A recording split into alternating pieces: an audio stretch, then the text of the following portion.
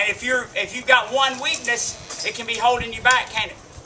You know, if you're not a good speller, you may not be a good reader, or vice versa.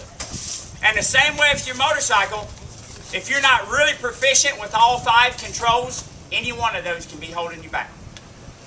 So this week, as we're down there riding, just little things like that. You may need to think, man, for me to be fast, I got to learn to skip the whoops. Well, there may be something on the motorcycle keeping you from doing that. Like, what gear should I have it in? How much gas should I be giving it? Should I be using the back brake, front brake, all that? Cornering the same way. How many of you have ever, as you get ready to approach a corner and go into it, how many of you have ever drug the back brake plus keep the throttle on going into the corner? Sounds silly, doesn't it? Guess what? Maybe one of the #1 techniques that pros use in cornering. Because you know what dragging the back brake does? It makes the front end of the bike dive. So if you get ready to hit that berm, any of you ever got ready to hit a berm and jump over it? All of you get your hands up. Because I know you have.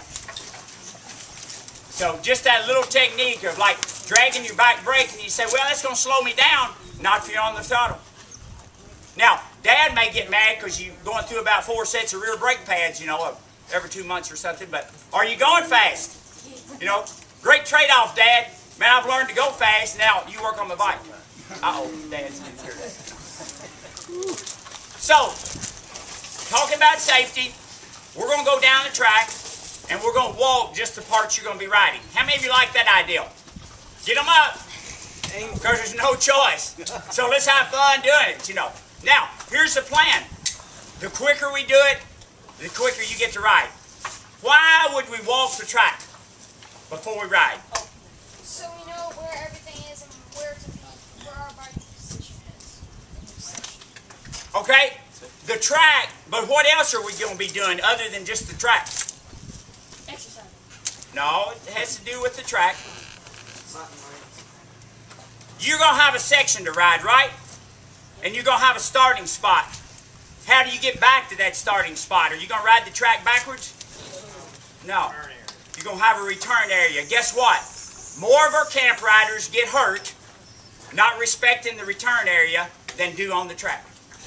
Would you believe that? Last week, we had the little 50 class coming through the section, and out in this field where they wasn't even supposed to be was a ditch about that deep, and guess what?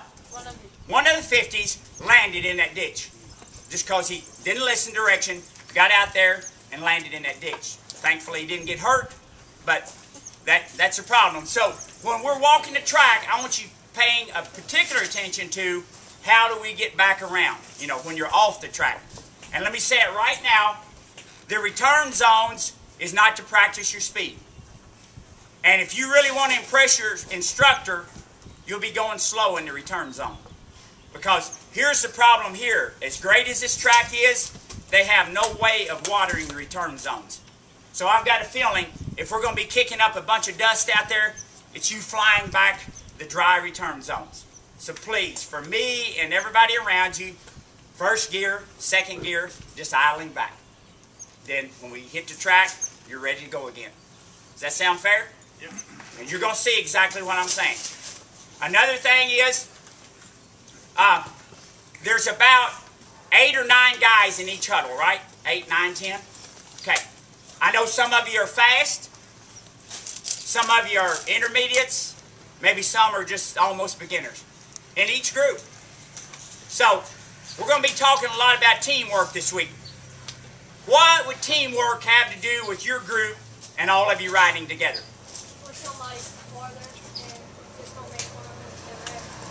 I like that last statement. I like that last statement. Believe it or not, some guys just got to kind of dig at others. Man, I'm the one in charge out there. I'm fast. All you slow cats, get out of my way. And you wouldn't believe at the track on race day, the kids I've heard tell their dads in practice, Dad, I would have done that double, or man, I would have been flying through those corners, but they was all in my way. Well, what about waiting until they get out of your way? What's wrong with just stopping, letting them get out of your way, and then you bonsai through there? So what I really want you guys paying attention to today too is teamwork. What about that guy that goes down and you stopping and helping him out? Now we're going to be giving some really neat awards this week. And we're going to be really focusing in on not who's the fastest rider, but guess what? Who shows the best sportsmanship? Who's helping everybody out? Who's courteous? All of the things about being a good guy, a good kid, not necessarily the best rider. Okay? And this week, if you really want to impress your instructors, that's what you'll key in on. They're not here to see who's the fastest. They're not here to, every time they tell you to do something, you just instantly do it. Now, that's great if you do. But guess what? We're probably going to help the ones that are less fortunate than we are you better riders. So, a lot to think about in your groups. One other thing, huddle leaders and assistants. Has every huddle got a leader and assistant? Yes, they do. Okay. And then maybe some huddles may even have a parent or two that's going to help, right? Now, here's what really keeps our riding safe as far as huddles go. If you're a huddle leader that wants to ride, that's fine. So, while the huddle leader's riding, the assistant is standing by the water jug, standing where it's easy for the bikes to go down, anywhere to help out. Then you switch off. You know, you guys take turns. What else do we always run into a problem with guys out on the track where they need to leave the track? Anybody think I need to use the bathroom during the day out there? Are we going to just go over to the ditch, the woods? We're going to come back over to these really nice bathrooms in here. The guys are on that side. Of course, I don't think we got some ladies, but I don't think any girl riders. So, you're going to need an escort. The number one way to get to set out, whoops, you hadn't talked about setting out yet, had he? The number one way to get to set out is if I see somebody coming across the track, blazing up through here with no escort. Well, Billy, man, I had to go. Well, go if it's that bad. But I better not catch you without assistance, because believe it or not, every one of these things I'm talking about, we've had kids injured, just bonsaiing where they thought they wanted to go, and they knew what they wanted to do, and it got someone injured. So, again, safety, pay attention, and the number one key to staying out of trouble this week is listening to somebody older than you are. Your huddle leader, the adults, the instructors, and I want all of you to know, guys, it's not about us. It's about you. You having fun, you learning, you staying safe.